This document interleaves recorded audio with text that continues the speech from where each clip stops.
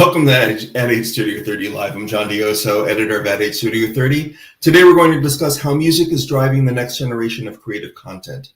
On November 17th, Warner Music Group announced the launch of WMX, Warner Music Experience, a next generation services division that will connect artists with fans and amplify brands in creative, immersive, and engaging ways. According to Mike Sensata, CEO of recorded music at Warner Music Group, the music business is no longer linear, transactional, and based around one format. It's complex, multifaceted, and interactive. There's an ever-expanding universe of opportunities for talent to build devoted fan bases and extend their brands. In this rapidly evolving attention economy, WMX is designed to provide our artists and labels with a deep, dynamic range of services, covering everything from streaming to merch to branded content and beyond. Joining me today to discuss what's next for Warner Music Group's culture-forward, music-focused media business is Aaron Moran, Global Chief Revenue Officer of Content and Media at WMX. Hey, Aaron. Hi, John. How are you? Good. Thank you for joining us. Thank you for having me.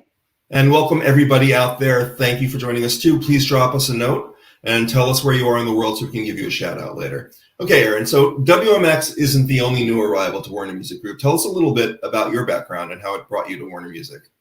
Sure. I joined WMX back in October, having spent more than 15 years in the advertising and tech industry. I joined from Google most recently, where I was leading their education vertical. Prior to that, I spent time at Twitter and worked in the ad network space as well. But WMX was a truly first of its kind music culture focused company that both artists needed, advertisers needed. And so it was a very exciting opportunity for me to come on board and help bring this to market. Great. So tell us a little bit about the story. I mean, it's this brand new thing. It just launched a couple of weeks ago. How did WMX come to fruition?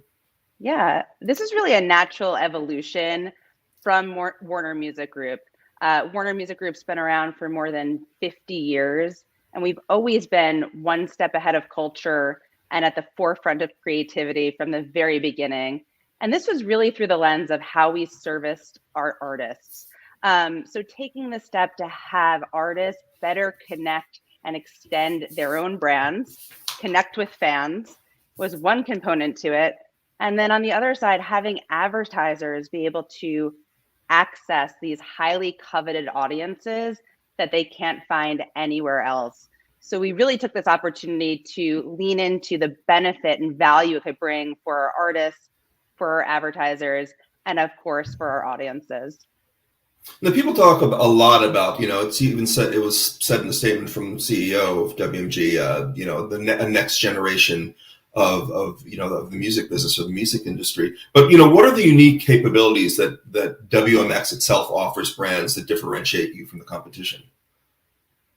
Yeah, I think there's really 4 areas that we focus on in terms of delivering unique value back to the marketplace. And the first one is around content. So we have this culture driving owned and operated content that sits within our ecosystem. I can give you a couple of examples of the publishers that fall under WMX. The first one is Uprocks, which is a youth culture and music site. It's a destination for Generation Z. They have massive engagement with them and a really large audience.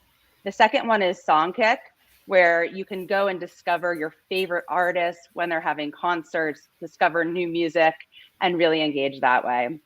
We also have Hip Hop DX, which is a leading hip hop brand, and of course, Cover Nation, which is the largest destination for cover artists and fans out there.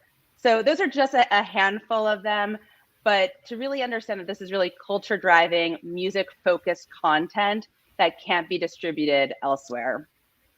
I'm sorry, go ahead. Oh, yeah. No, I was just going to go through a couple of the others, but we can dig in quickly on the creative piece as well. John, I know that this is something that you mentioned at the onset of our conversation, but creative is such an important part of this conversation as well. And we have an in-house award-winning content studio that's been recognized with a number of different accolades. Actually, back in 2020, we were recognized by Digiday as the best in-house content studio. We've also been recognized by organizations like OMA within the industry.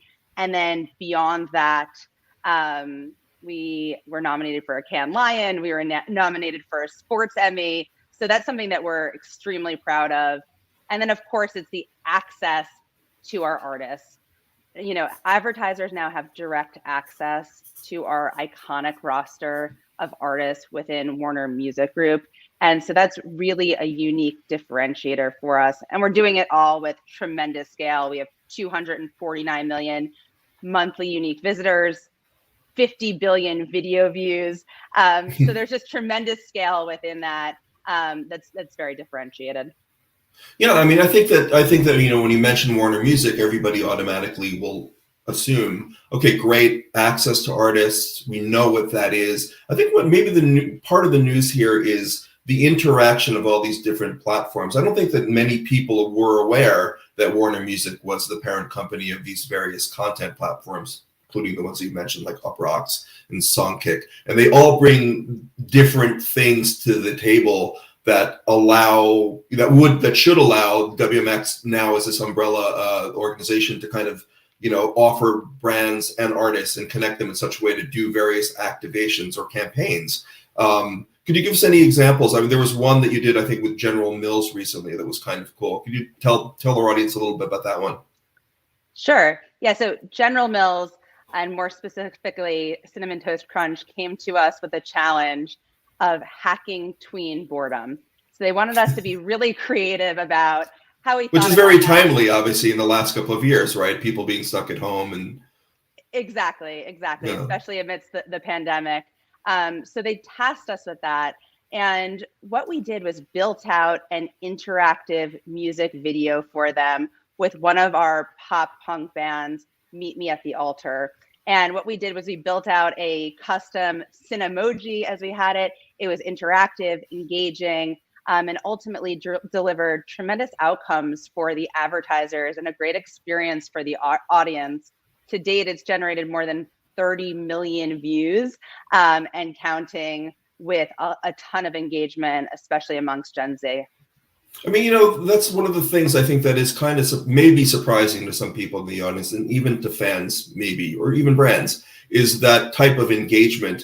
I think the worry, I think we were chatting a little bit before we started, you know, the worry sometimes is, what is the reaction from a fan base going to be? And I think as a musical artist, especially, that would be their primary concern. If I'm going to partner with a brand, is this going to alienate my fan base? So when you throw out those numbers, and can you give us any more insight into the type of interaction or reaction from the fan base? And then what does that mean for a brand going forward?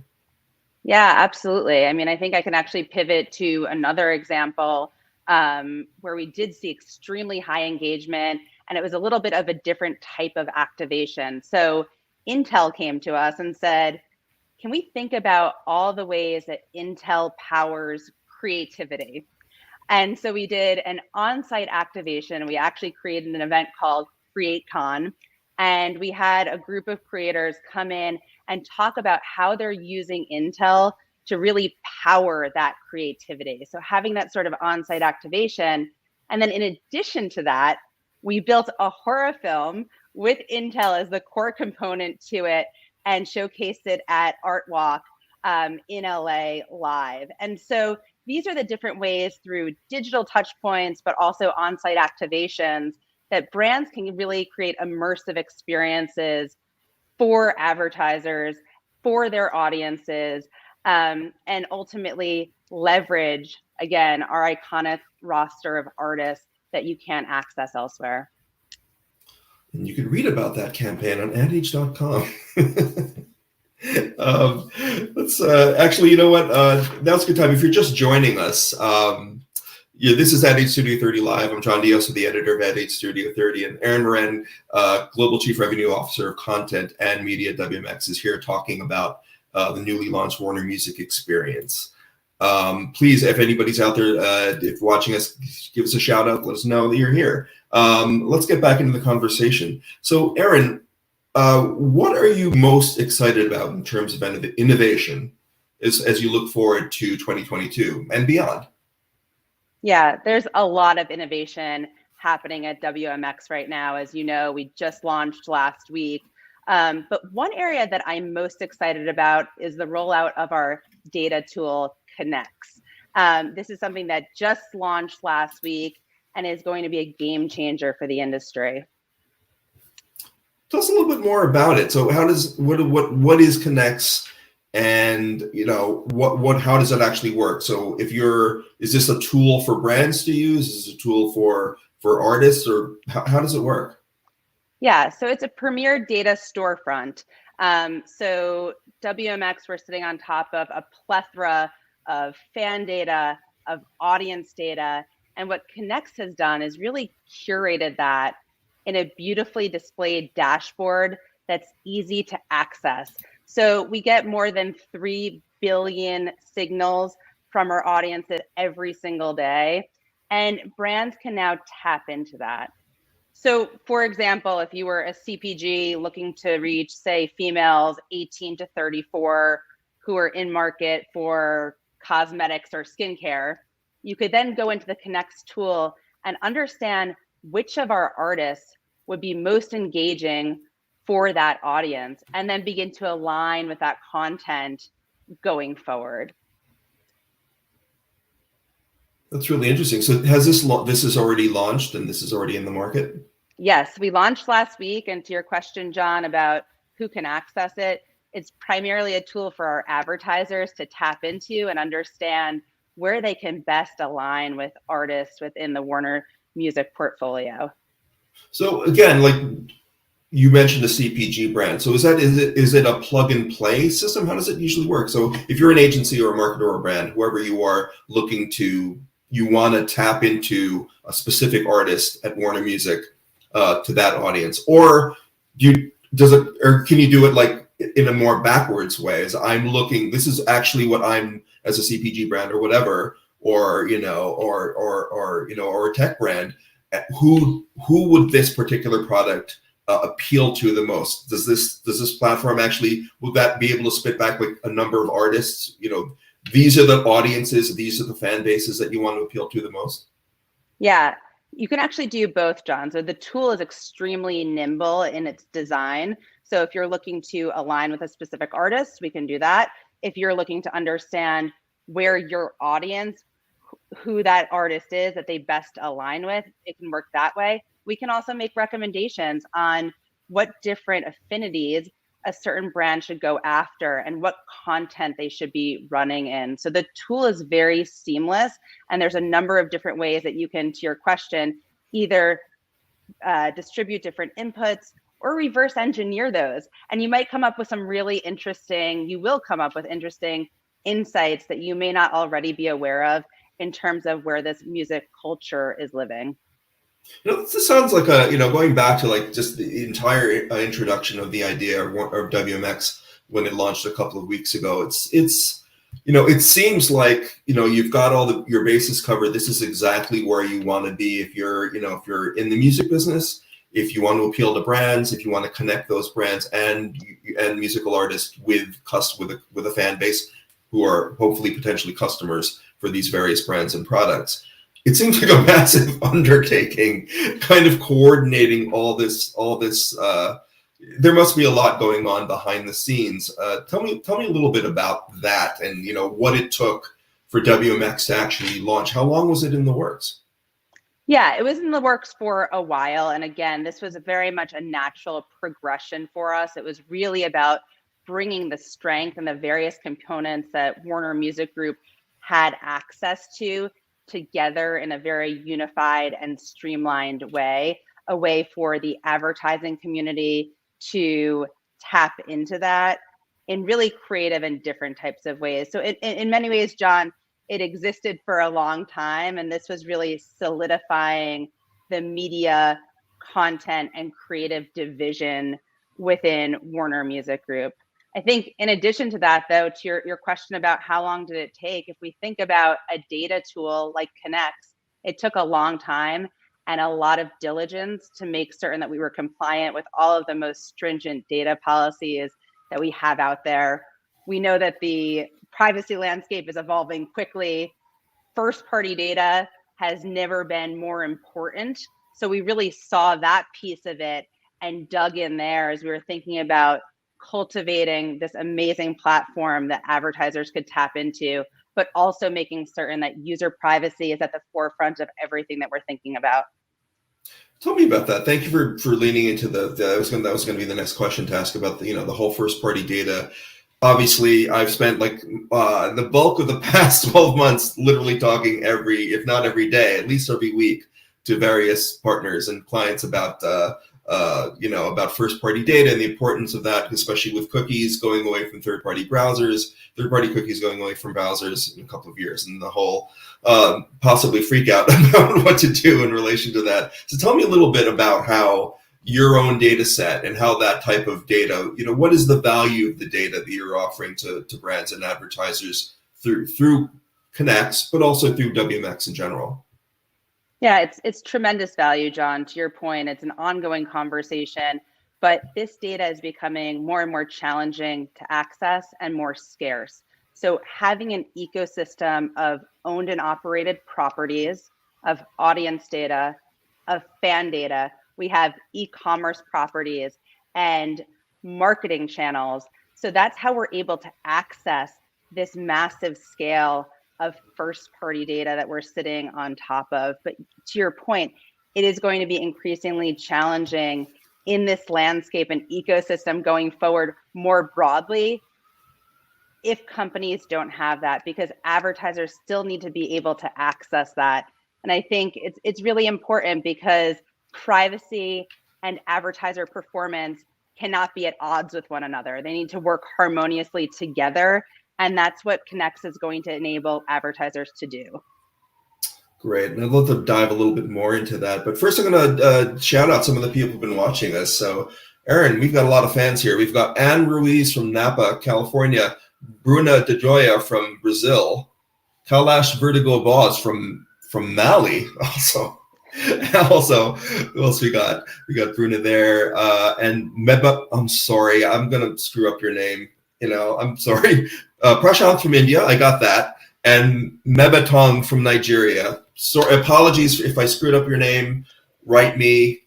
Tell me how to pronounce your name next time, and I will get it right. There you are. Hi from Nigeria. Welcome. Thank you so much for joining us today. Aaron, we're also looking, one of the things about when you've launched this, and we talked a little bit about this, is what you're looking forward to in 2022 and, and beyond.